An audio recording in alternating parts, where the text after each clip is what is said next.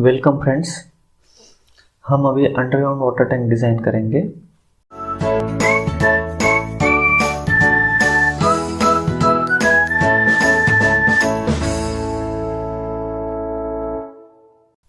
Underground water tank basically water storage purpose residential building या commercial building में किया जाता है। उसके अलावा सीवरेज ट्रीटमेंट प्लांट या फिर वाटर प्यूरिफिकेशन प्लांट, इसलिए वो जनरली यूज़ की जाती है। तो इसमें क्या होता है, जो वाटर टैंक के जो साइड्स रहते हैं यानी कि वर्टिकल वॉल्स, वो रेजिस्ट करती है अर्थ प्रेशर आउटसाइड से और वाटर प्रेशर इनसाइड से। तो इसमें जो वर्स्ट केस रहती है वो कंसिडर करके हम वाटर टैंक के वॉल्स डिज़ाइन करते हैं। तो उसमें 3 कंडीशन बेसिकली आती है। एक तो है एम्प्टी टैंक, जहाँ पे वाटर टैंक अंदर से एम्प्टी रहती है और बाहर से अर्थ प्रेशर जो है वो वर्टिकल वॉल्स रेजिस्ट करती है। तो उस कंडीशन में वाटर टैंक की वॉल डिज़ाइन की जाती है। दूसरी कंडीशन है full tank condition. Full tank condition में क्या होता है, जब भी टैंक फुल रहती है तो बाहर से जो सॉइल है वो श्रिंक होती है और श्रिंक होने की वजह से वो वॉल के ऊपर प्रेशर रेजिस्ट नहीं करती है। तो ऐसे में क्या होता है, अंदर से जो वाटर का प्रेशर रहता है उसको कंसिडर करके वो वर्टिकल वॉल डिज़ाइन की जाती है। इसलिए अगर बाहर से अगर प्रेशर रेजिस्ट करना है वॉल से, तो ये जो वॉल्स के अराउंड जो है वो ग्रैन्युअल मटेरियल जनरली फिल किया जाता है, यानी कि सैंड हो गई, तो ऐसे मटेरियल फिल किए जाते हैं। उससे होता क्या है, जो अर्थ प्रेशर वॉल के ऊपर रेजिस्ट होता है और अंदर से वाटर प्रेशर होता है, तो वो प्रेशर जो है वो बैलेंस हो जाता है। इसलिए फिर वॉल के ऊपर प्रेशर लगता नहीं है, ऐसा नहीं बोल सकते, बट वाटर प्रेशर तो जो है वो थोड़ा सा ज़्यादा रहता है as comparative to earth pressure. तो फिर दोनों में से नेट प्रेशर निकाल के वो कंसिडर किया जाता है डिज़ाइन पर्पस के लिए। और दूसरी बात तो क्या होता है, उसमें क्या होता है, जनरली फिर हाफ वाटर प्रेशर के हिसाब से वो वर्टिकल वॉल डिज़ाइन की जाती है। और अगर जब हम तीसरा कंडीशन में टेस्टिंग कंडीशन होता है, वाटर टैंक कंस्ट्रक्ट होने के बाद उसको लीकेज प्रॉब्लम के हिसाब से चेक किया जाता है। अगर वो टैंक लीकेज है नहीं है वो देखा जाता है। तो उस कंडीशन में सॉइल प्रेशर तो एग्जर्ट होता नहीं है वॉल के ऊपर, सिर्फ वाटर प्रेशर एग्जिस्ट होता है। तो वाटर प्रेशर फुल एग्जर्ट होता है, ये कंसिडर करके वो वॉल डिज़ाइन की जाती है टेस्टिंग कंडीशन में। तो हम एक्चुअल अभी डिज़ाइन करते हैं। देखो, वाटर टैंक जो है अंडरग्राउंड, उसमें 3 मेंबर्स हमें डिज़ाइन करने पड़ते हैं। 4 साइड वर्टिकल वॉल्स डिज़ाइन करने पड़ते हैं, top slab and bottom slab design करना पड़ता है। तो यहाँ पे मैंने एक वॉल डिज़ाइन करके रखा है, तो हम सैंपल के लिए और एक डिज़ाइन करेंगे। जैसे कि अभी ग्रेड ऑफ कंक्रीट वो है M25 और ग्रेड ऑफ स्टील जो है वो Fe415 या फिर Fe500 लिया तो भी चलेगा। देखो, वाटर टैंक स्टेबिलिटी के हिसाब से तो डिज़ाइन करनी ही पड़ती है, बट उसके अलावा जो है लीकेज प्रॉब्लम ना हो, इसकी वजह से भी डिज़ाइन करनी पड़ती है। तो बेसिकली ग्रेड ऑफ कंक्रीट हम लेते हैं M25। तो चलो, इंटरनल लेंथ जो है वो मान के चलते हैं 8 मीटर। इंटरनल विड्थ हम कंसिडर करते हैं 3 meter. Internal height including free board, तो ये हम लेके चलते हैं 2.5 मीटर। फ्री बोर्ड जो है वो 0.15 मीटर है।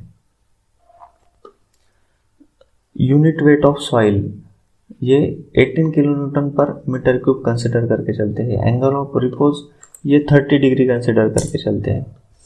Permissible direct tensile stress of concrete sigma CT, तो देखो ये यहाँ पे ये as per grade of concrete के हिसाब से डिजाइन किया जाता है। 1.3 M25 के लिए 1.3 और 1.8 डायरेक्ट और बेंडिंग के लिए, तो ये 1.3 और 1.8 लिया है मैंने। Permissible bending compressive stress of concrete, तो ये कंसिडर किया जाता है कंक्रीट ग्रेड के हिसाब से। ये है डायरेक्ट बेंडिंग का 8.5 है M25 का, तो ये मैंने लिया है यहाँ से। Permissible tensile stress of steel sigma ST, तो ये यहाँ पे वाटर टैंक के केस में 225 थिकनेस है, वहाँ तक 150 लिया जाता है और उसके ऊपर अगर है तो 190 लिया जाता है। तो ये 150 और 190 ये इस हिसाब से लिया जाता है। बाकी के ये जो कांस्टेंट है वो मैंने कैलकुलेट किए हैं यहाँ पे। अब डिज़ाइन ऑफ वॉल, यहाँ पे दो क्रिटिकल कंडीशन है जैसा कि मैंने आपको बताया, टेस्टिंग कंडीशन और empty tank condition. Testing condition में वाटर रेजिस्ट करेगा प्रेशर वॉल के ऊपर, और एम्प्टी टैंक कंडीशन में सॉइल प्रेशर एक्सर्ट होगा वॉल के ऊपर। तो ये जो सेल्स है वहां पे ही हमने वैल्यू पुटअप करना है, बाकी का डिजाइन बन के रेडी होता है। तो यहाँ पे क्या होता है,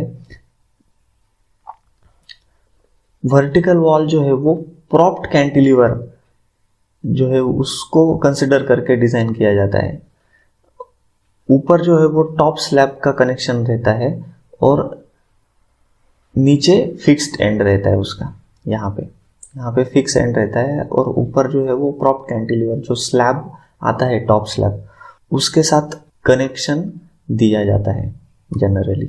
तो नीचे का बेंडिंग मोमेंट ρh² अपॉन 15 और ऊपर का जो है वो ρh² अपॉन 33.5, ये फॉर्मूला के हिसाब से हमने बेंडिंग मोमेंट कैलकुलेट किया है दोनों केस में। तो इक्वेशन 1, 2, 3, 4 इसमें से जो हायर बेंडिंग मोमेंट है वो कंसिडर करके आगे का डिज़ाइन किया है। तो इसके हिसाब से हमने 186 हमारा ओवरऑल डेप्थ आया, तो हमने ये डेप्थ लिया 200 mm।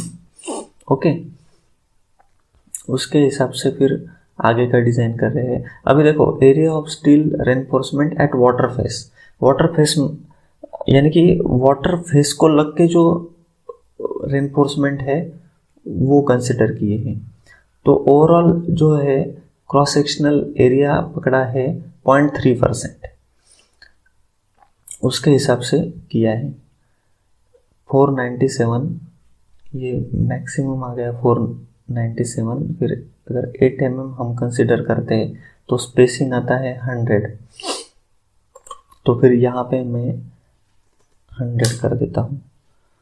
और away from the water face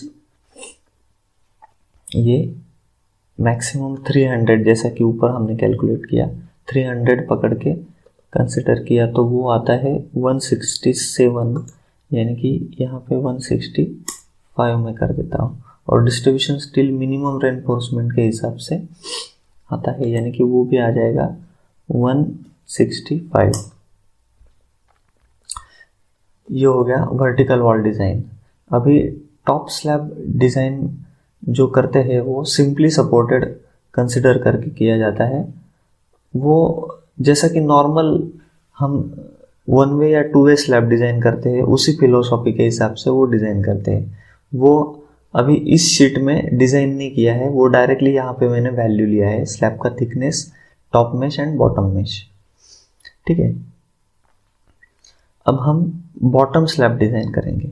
bottom slab में भी टैंक फुल कंडीशन है और दूसरा एम्प्टी टैंक कंडीशन है। तो यहाँ पे भी ऑलरेडी सीवर केस लिया गया है। ये यहाँ पे मैंने इक्वेशन 5, 6, 7, 8 ऐसे लिए है और जो सीवर कंडीशन है उसके हिसाब से डिज़ाइन किया है। वो थिकनेस आई है हमारी 269 mm, यानी कि मैं अभी यहाँ पे 270 mm अगर मैं कंसिडर करता हूँ तो देखते हैं यहाँ पे मिनिमम रेनफोर्समेंट 10 mm का 101, यानी कि यहाँ पे फिर 100 mm स्पेसिंग ले लिया और यहाँ पे 124 यानी कि 120 स्पेसिंग ले ली। तो देखो इसके हिसाब से हमारा डिज़ाइन रेडी हो गया है। तो यहाँ पे मैं बता देता हूँ, ये वॉल का सेक्शनल प्लान है, ये इस तरह से रेनफोर्समेंट आती है। जो वर्टिकल रेनफोर्समेंट है वो बाहर से और हॉरिजॉन्टल रेनफोर्समेंट डिस्ट्रीब्यूशन बार्स अंदर से आते हैं।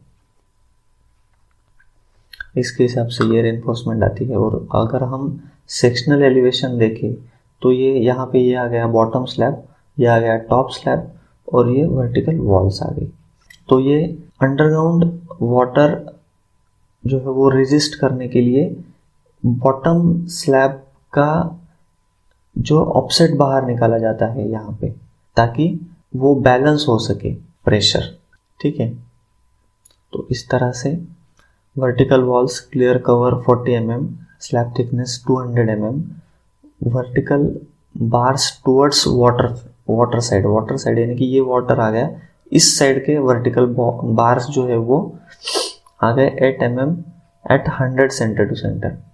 और away from the water side के जो वर्टिकल बार्स है ये 8 mm 165 centre to centre. Horizontal bars both side ये 8 mm के 165, ये हॉरिजॉन्टल बार जो है ये क्रॉस सेक्शनल में दिख रहे हैं।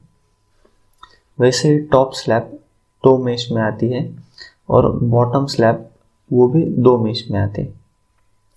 ये 10 mm 100 सेंटर टू सेंटर और ये 8 mm के बाहर 120 mm सेंटर टू सेंटर।